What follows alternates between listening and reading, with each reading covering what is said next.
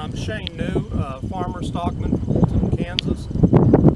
I am a partner in Understanding Ag, and we're out here today in Henry and Tracy Hills property looking at their cover crops that they planted sometime late summer, early fall. You know, one thing I like to do when I walk onto any landscape, I like to utilize the power of observation. You know, when we talk about the principles of soil health, the 6 principles, first one is context of what we're going to be doing with this landscape in the future. The second thing is, do we have armor on the soil surface? And we do. We've got pretty good residue from this year's soybean harvest. And also looks like there's residue left over, I'm assuming, from a summer harvest of possibly cereals, or maybe they planted green into this last fall, or excuse me, last spring with their soybean crop. So we've got armor on the soil. The second thing we like to do is how much disturbance. Well, there's been very little disturbance occurred in this field. Looks like it's all been no-tilled in the past, and it's probably been long-term no-tilled, knowing Henry. The second thing is, or excuse me, the third thing is do we have a living root in the soil? And we do. You know, we can see we've got some cereals growing here. We've also got some brassicas growing at the present moment that we can identify. So we've got 4 of the principles in place. The next one is diversity of plant species. And we can see that, as we have already identified, that we've got a brassica and a cereal crop growing. You know, I would like to see a little bit of a legume component, but that's going to depend upon the context. You know, what's going to be planted in this next spring. So if we're assuming we're going to put in corn next spring, the only thing I probably would have changed, I would have probably front loaded this with some legumes. And the reason why is we know corn needs nitrogen. But we could have utilized a legume component. I'd have probably done about 40 pounds of a cereal, and then I would have came in with hairy veg or Austrian winter peas and a small amount of brassicas in order to front load for that nitrogen of the corn. But we've got to understand carbon and nitrogen just a little bit. So if we know we're going to come in here with a production crop of corn, we've got to allow that vegetation next spring to get up to about a 40-to-1 carbon to nitrogen ratio. That's the legumes and the cereal component. Then I want to come in here and no-till this with my corn crop. Then utilize a herbicide for my burn down. One thing that's going to help us do is build residue on top of the soil surface, cover, which could almost be utilized as our herbicide program, pre-herbicide program. And we're also taking that vegetation, that's a 30 to 40 to 1, and by the time next year, spring, when this decomposes in late June, early July, we're going to go from immobilization of the minerals and nutrients this is capturing now and feeding it back into our corn crop. So these are ways we can start looking at ways to reduce nutrient needs. But we've got to allow it to get to a carbon to nitrogen of at least a 30 to 40 to 1. If we burn this vegetation down early in the spring, when the carbon to nitrogen is closer to 21, we're going to cycle those nutrients through the soil before the corn crop really actually needs it. And when we need the most amount of nutrients for our corn crop is at ear fill. So we've got 5 of the principles in place. One I really love is the animal impact. And I'm assuming they'll probably look at grazing this. So when we graze, we like to do what's called adaptive grazing. You know, and I'd probably encourage not grazing this until late this fall and or very early next spring. And if we're going to utilize this as part of our herbicide program, we'll probably need to have the animals off by early March. Because if not, what's going to occur is we're going to have vegetation at different heights, and it's going to be very difficult getting our carbon to nitrogen ratios gauged right and getting those nutrients to cycle back through. So I would encourage doing what we call adaptive grazing. So we physically want to come out here, measure the biomass, how tall it is, and then take our grazing stick and put it on the soil surface and see how much of that stick we have that we can observe that's still visible, and make our dry matter requirements upon that. Then build our paddock size for our stalk density for a 24-hour period. That way we get a little more uniform grazing. And the reason why grazing is so important, and doing proper grazing, if we only graze 50% of this plant leaf structure, the plant is still photosynthesizing. It's capturing solar energy and turning that solar energy into carbon and feeding our microbiology. If we graze past 50%, the plant's unable to capture a lot of that photosynthesis. It's losing its solar collectors. So it's no longer, it's got to take any sunlight it captures and utilize it for vegetative growth. And it's not putting any of that carbon back in the soil, feeding our soil microbiology. And you're probably thinking, why is the microbiology so important? Well, the microbiology is what helps us do our nutrient cycling, immobilization, the mineralization process, decomposition, but it's also what builds our soil aggregates in our soils. So when we do receive moisture, in order to get that rainfall to infiltrate our soils, we need soil aggregates. You can see we've got some very initial beginnings of soil aggregates forming on top of the soil here. But we want to build these soil aggregates deep into our soil profile so we have a better effective rainfall. So when we do get blessed with an inch or two of moisture, you know, we're capturing more than just a half an inch of it and the rest of it washing off. So it takes the plant capturing photosynthesis, and you can see some aggregation occurring on this root system, building these aggregates in order to allow us to infiltrate water. Not only do our plants need the water, the microbiology needs the water also. They work in a water film environment. So they've done a great job here. They've got all the principles in place. I'm really assuming that they're going to be grazing, which I'm assured Henry will. You know, the way they applied this cover crop into the soybean, they used the Hagie overseeder. They've done a pretty good job. I like seed to soil contact. I like to drill it if I can. I understand time's an issue, trying to get things done during the fall. So this is a practical means of getting a cover crop established. So we can see how planting a cover crop can be extremely beneficial for our bottom line. We can capture a grazing economic return from that. We can look at capturing economic return on reduction of herbicides and nutrient needs on our landscape. And then also starting to build the aggregate so we start holding more water within our systems. You know, one thing I strongly encourage producers to do is, I know we all own one of these. In fact, mine's pretty used. Get your shovel out. Go out into your soil and do what I call a shovel test. Step down and see how deep you can put your shovel. You know, then pull your soil structure back and take a look at it. See if you have any aggregation occurring. So as we identified earlier, we've got some aggregation occurring here on top, but what's it look like deeper in our soil profile? You know, you can see we have some platy structure occurring. We do have some aggregation I can see also, and I see some earthworm activity, some earthworm holes. But one thing I like to do is what I call the sniff test. Smell your soil. See what it's doing. If you smell your soil and it gives you a real pungent odor, that's telling you you've probably got a highly bacterial system. And that's the reason why it's significant. Well, we spend a lot of money on herbicides. Well, the only type of nitrogen early successional plants, what we call weeds, can use is nitrate. And that's the only form of nitrogen they can utilize. So, but that's what bacteria produce. So this doesn't have a bad odor to it, smell. You can tell it came from a soybean crop. It's got a little more of a bacterial scent to it. So we've kind of identified, we do have a little platiness. I do see some aggregation. There's one tool I love to use, and this is just a piece of irrigation pipe, 6 inch in diameter. You can use a piece of PVC, but make sure it's 6 inches in diameter and 6 inches long. And make a mark at about the 3 inch point. What we want to do is remove your surface residues, and we can tell the soil's been pretty dry, so we'll probably have to replicate this twice. And one way to find out how dry it is, can you put the soil together? Well, it'll hold together, and it doesn't. So we're less than 50% moisture.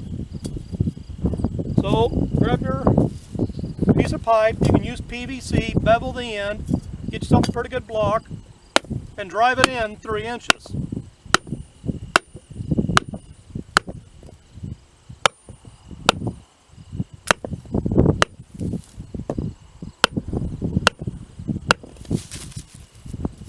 Make sure there's not any residue kind of laying in there. Get the most of it out. Get your little cellophane. that. A little windy today, but use your block. Stick it down inside your ring, and all you need is a 16-ounce bottle of water. And from about that point down is about 444 mils of water. Inside that circumference is 1 inch of water. So take a drink, dump the rest out, pour it into the ring with your cellophane in it. You got a stopwatch? Have your stopwatch ready. And as soon as I pull the cellophane apart, away, we'll time it. And see how long it takes to infiltrate the first inch. Now this is very dry soil, so we'll have to replicate this twice to get the true measurement. And it took 2 minutes and 28 seconds to infiltrate.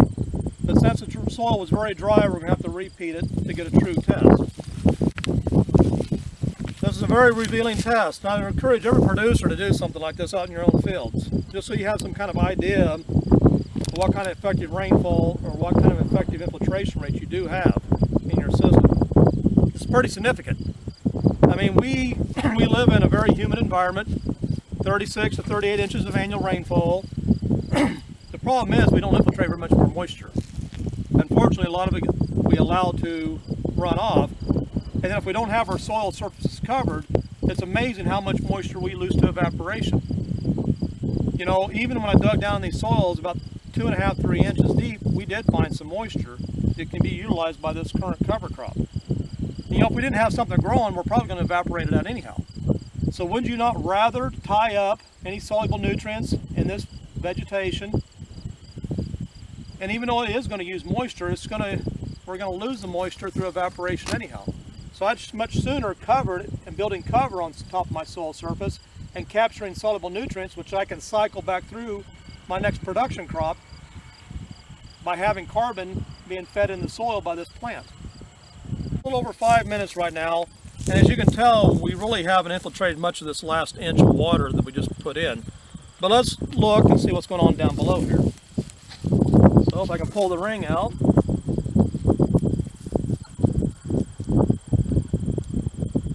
Like I said, we're down 3 inches in the soil profile. A little bit of moisture got down there, but not very much. And if we look at the bottom, we can see some earthworm holes, and we've got some moisture here, but it's being very, very slow. The unfortunate part is, most time when we receive a significant rainfall, we get in the form of thunderstorms. And we get a lot of moisture, rainfall, in a pretty short time. Now we do have some good things in place. We do have residue on the soil surface, which helps dispense the energy of the rain droplet and helps slow it down so we have a greater chance to infiltrate. We also have a living root that's going to capture all that moisture. But unfortunately, a lot of the rainfall is going to leave our operation, our farms, through runoff. Not only is it carrying soil, it's also taking our soluble nutrients with it and anything else that we've applied, especially synthetic nutrients and also herbicides that they've been applied recently. So that's kind of the significance of understanding why we need to keep a living root in the soil to help feed the soil microbiology, to help build the soil aggregate, so we can infiltrate water better. Not only water, but oxygen. Now let's remember the Earth's atmosphere is 78% nitrogen. So if we start building the soil aggregate, we start having a more effective rainfall event, we start diffusing more oxygen into our soil, we'll also start getting more nitrogen into our soil. You know, we don't need a legume that has an association with a rhizobia bacteria to fixate nitrogen. There are a lot of species of bacteria that don't need an association with the root that can fixate nitrogen. They can break that into molecule very easily. So it's kind of, where do we start? Well, we've done a good job. Minimal disturbance. We've been no-tilling. We've got armor on top of our soil surface. We've got a living root. We've got diversity of plant species. So we're in the process of transformation here. But I want to go over here to this old fence line. Let's look at the soil aggregation here. Let's do a water infiltration test over there and show what it looks different where we're continuously have a living root in the soil, its soil is covered, and there's diversity of plant species.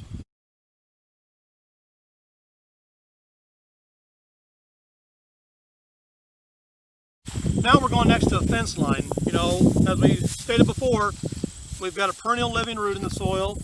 We've got a little bit of diversity here. You can see what most people would call a forb, or a weed, possibly, in our system. So we've got a little bit of diversity. So we're going to pull this vegetation back, and you can see the residue down below here. And when you feel the soil itself, you can feel that aggregation, kind of that marble structure right there on top. So we're going to clean this off. We're going to repeat. First thing we're going to do, though, let's look at the aggregation first with our shovel. So we'll do the same thing. Look at that. 1 foot, and I sunk that down almost 12 to 14 inches. So let's just pull some of this soil back and take a look at it.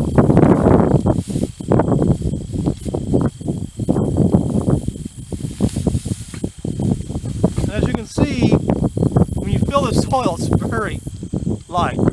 That's the airspace. That's the aggregation. There's a pretty good illustration of it right there, and we're pretty darn dry, but still feel a little bit of moisture in there. But those are the marbles, what I like to call them. They allow the water to infiltrate down into our soil profile much deeper. There's a real good illustration of some. If we smell the soil, it's got more of an earthy smell to it, a little more of a fungal component. See, it takes the fungal, we know we've got a lot of bacteria in our soil. The bacteria build what's called the microaggregate. But what's important about the fungal is what takes those microaggregates that are built by the bacteria, they tie them into macroaggregates. So that's what creates the aggregates you physically see along your roots or within your soils. So the fungal is a very critical component, and unfortunately, that is what we've lost a lot of in production agriculture in our soils. We're going to grab our handy dandy infiltration ring, our block. I'm going to say we're going to sink this in about 20 seconds. The first inch, we'll do a second one. Here we go. Start.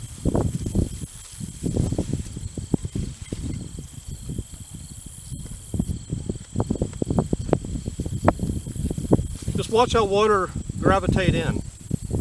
You can almost watch it fall. In fact, you are watching it fall.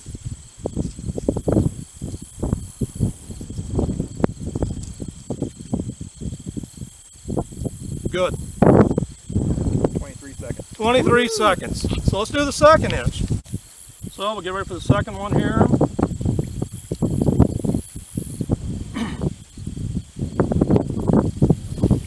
Are we ready? Let's say we'll do this in a minute, I'll bet. Let's go.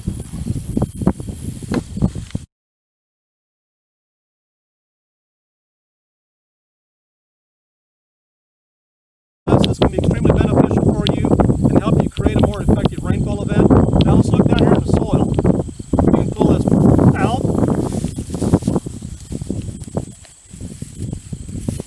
You can see all that moisture is down below here.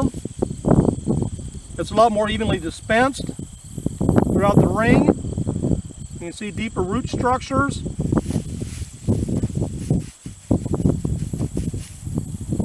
We tear this apart. You can see all that aggregate structure. It's helping with our infiltration. Create our infiltration through the microbiology.